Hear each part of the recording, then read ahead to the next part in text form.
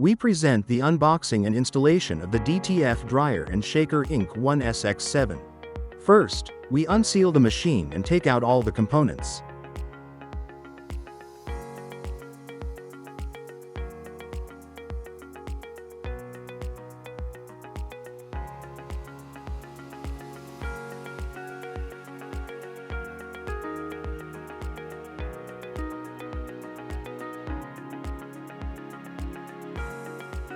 Now we are going to assemble all the components.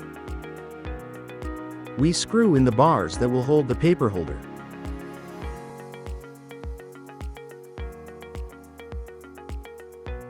We loosen the screws to be able to insert the bars. We insert the first bar and secure it.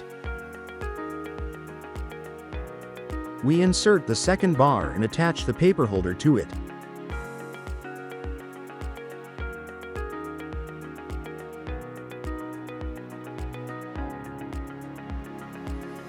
We secure the second bar and connect the paper holder to the oven. We screw in the fan supports.